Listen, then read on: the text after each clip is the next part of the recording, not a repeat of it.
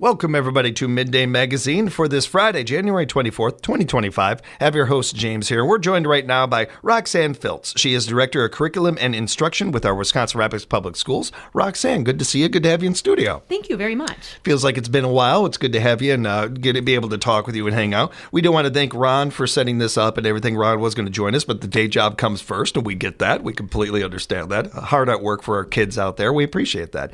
Appreciate you being here. And Roxanne, if you don't mind, before we dive into district report cards and some of the other topics we have today, I thought it'd be kind of fun for the audience to know a little bit more about what you do as Director of Curriculum and Instruction. That is a very, it sounds very cool. I'll be honest with you, it sounds like a very cool title. What does it mean? What do you exactly do?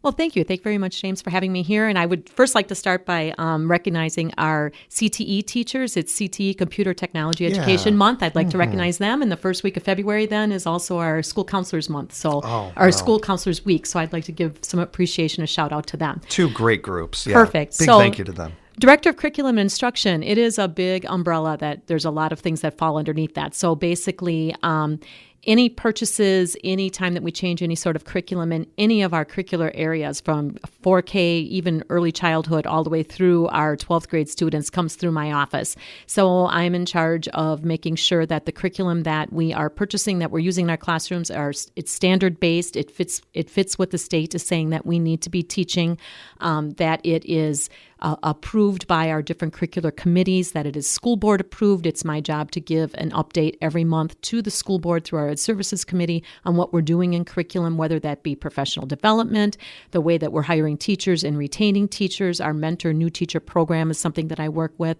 I work with all the Title I, Title II, Title IV grants in ensuring that we're giving equitable services to all of our students as far as our curricular resources are concerned.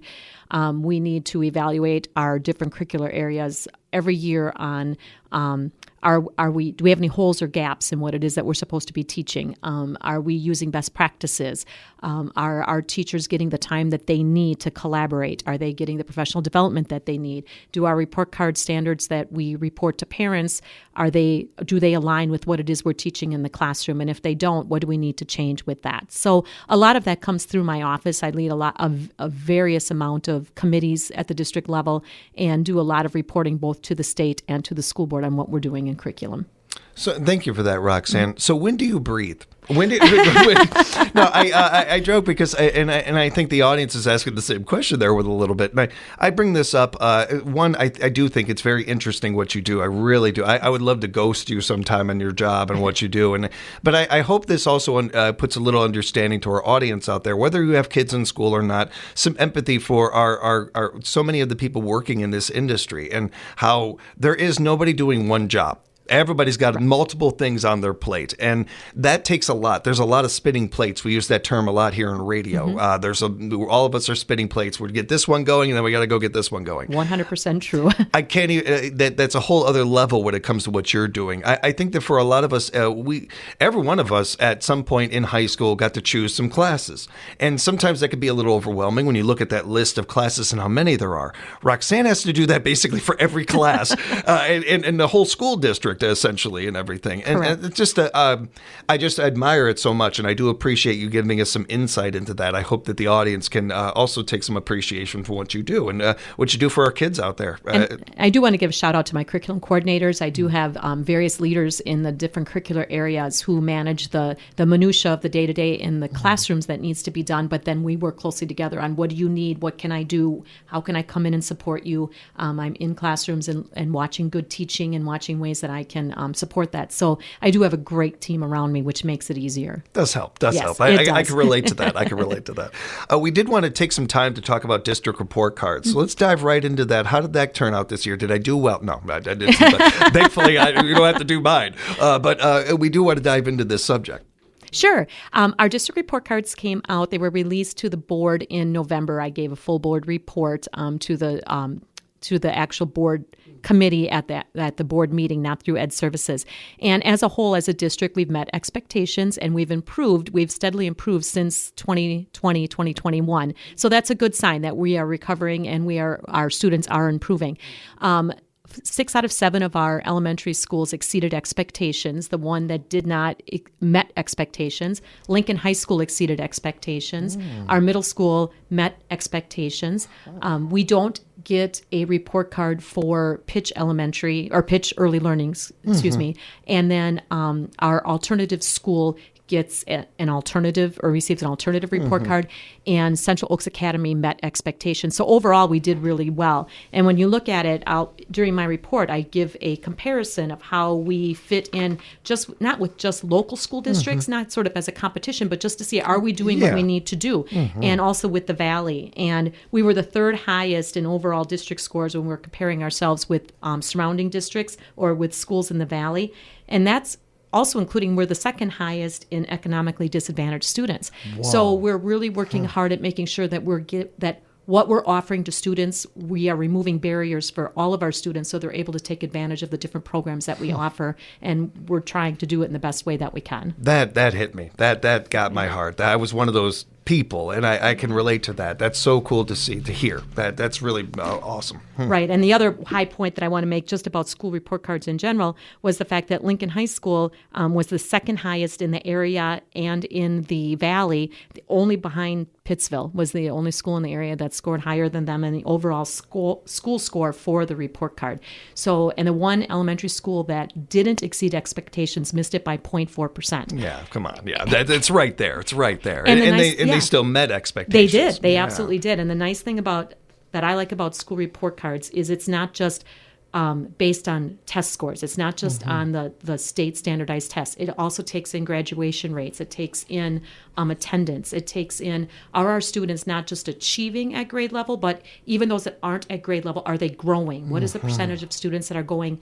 So basically, if they're achieving, are they going, are they getting to the grade level? If they're growing, are they at, for layman's terms, are they at a B and now at a higher B? Or are they, they may be below the benchmark, but are they growing and getting to the benchmark? So we get credit for that, which really helps us because that's what the overall view should be of a school. Are students growing?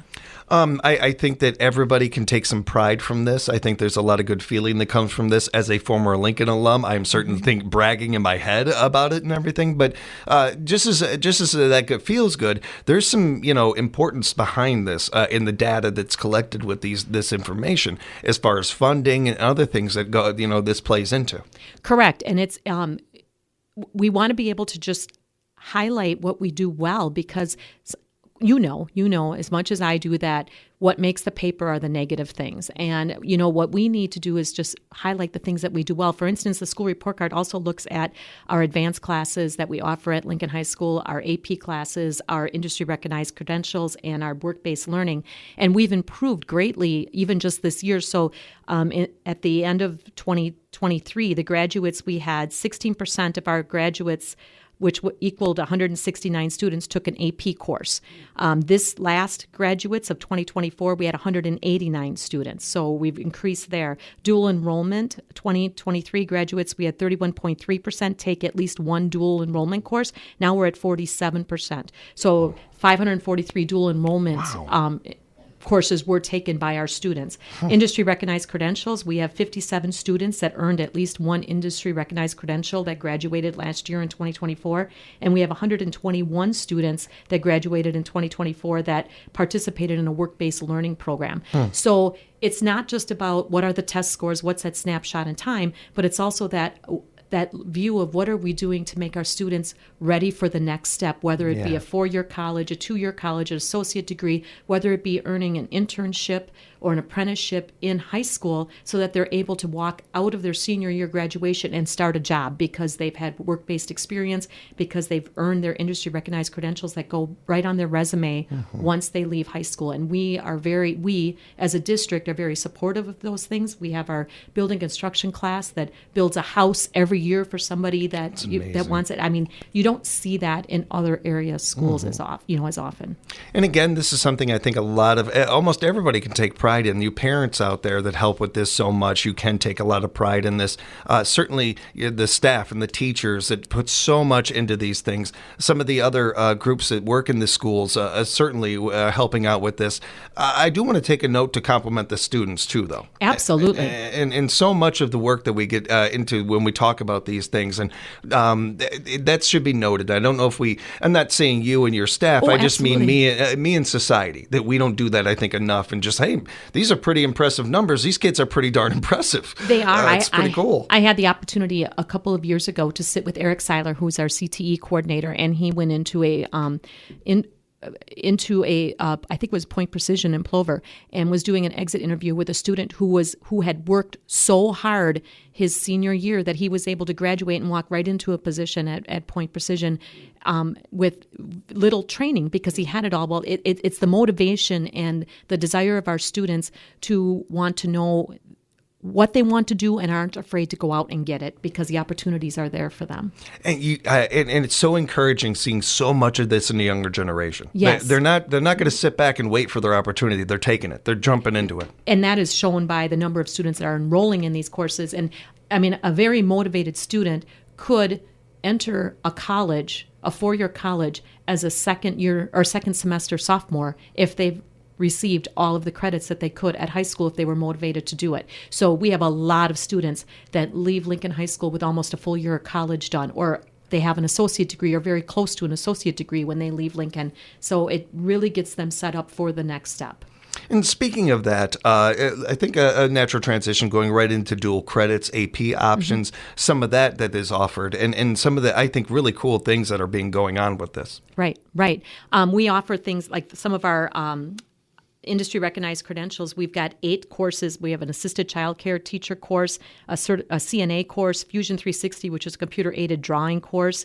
We have an advanced manufacturing, IT, which is infant toddler. These are all industry recognized credentials that students can leave Lincoln High School with that in their back pocket. The building and construction, which is part of the International Carpenters Training, a Microsoft Office credential that we can give students, and a Snap-on certification through our auto classes. And we're adding 5 more we're in the process of adding 5 more industry recognized credentials for next year already. And the nice thing is, the more that we can encourage students to take things like these industry recognized credentials or this work-based learning, the more money the school district receives, because for every student that finishes one of these programs successfully, we get monies back through a workforce incentive grant. So those incentive grants help us beef up our technical learning resources that we need for students to continue to grow.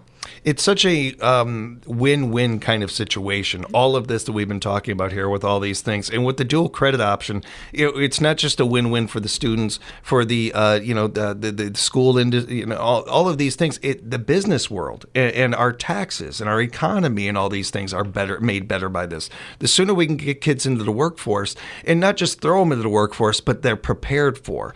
I love the idea of setting these kids up to succeed. Sure. I love the idea of, hey, you're out there in the real world now. Good luck. No, that's not enough. We're going to give you a hand there. We're going to say good luck while we're also seeing you to this business or something, and get you on your feet a little bit, get you started on this in adulthood, let alone in the workforce, and really give them the chance to achieve the things that they want to. And none of this would be possible if it weren't for our partnerships with Mid-State Technical College, who works hand in hand with us, and we have a dual credit partnership with UW Green Bay.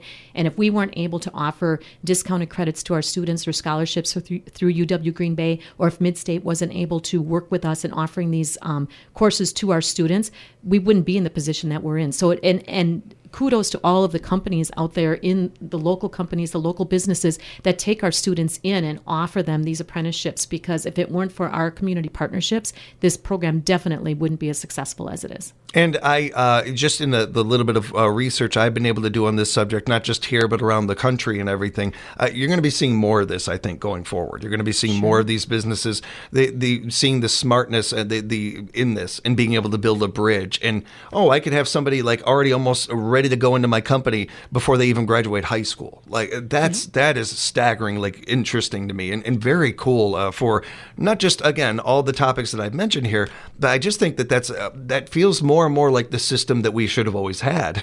I totally agree. It really makes sense a lot. And it keeps our graduates here. Yes, which is so key to going forward to. I mean, we talk about this with Mayor Matt all the time, and really with all the mayors we've had on, one of the biggest things any rural community is looking to do is keep their people. and being able to do that, this helps with that a lot, especially the recruiting part of it and everything. Absolutely. We wanted to touch on one other thing too: the possibility of youth apprenticeship options. This is a good option or a good availability for kids too. Right, and we're able to partner again with all of our local businesses.